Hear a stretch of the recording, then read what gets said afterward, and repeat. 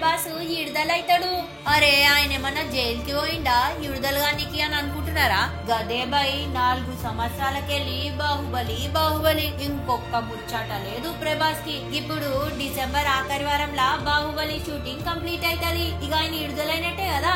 జరంతా rest తీసుకుని కొత్త సంవత్సరంలా కొత్త సినిమా మొదలు పెడతాడు ప్రభాస్. ఇగో అస్సలు ముచ్చట ఏందంటే 2 ఏళ్ల క్రితమే ప్రభాస్ అయిన నెక్స్ట్ సినిమా గదే రన్ రాజా రన్ ఫేమ్ లేడా సుజిత్ గాయనత కమిట్ అయిండు.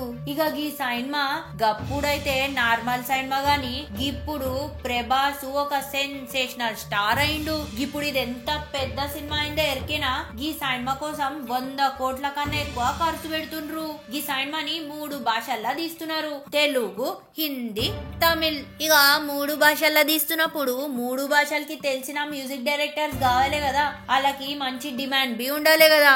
ఇక మ్యూజిక్ డైరెక్టర్ కోసం మస్తు దేవులాడిండు సుజిత్. గంత దేవులాడినాక ఆయనకి ముగ్గురు మ్యూజిక్ డైరెక్షన్ చేస్తే మస్తు ఇష్టం అంట.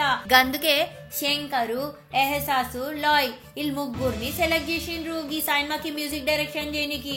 వీళ్ళు ముగ్గురు హిందీలో మస్తు హిట్లు కొట్టిండ్రు. ఇక తెలుగులవి కొంచెం ఇష్టం కొంచెం కష్టం సినిమాకి మ్యూజిక్ ఇల్లే కొట్టిండ్రు. ఇక సినిమాల పాటలు మంచిగా ఉన్నాయి కదా. ఇక ఈ స్టోరీ అయితే జేమ్స్ బాండ్ స్టోరీ లెక్క ఉంటదట.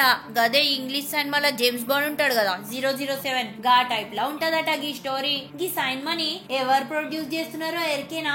యూవీ క్రియేషన్స్ అన్నట్లు.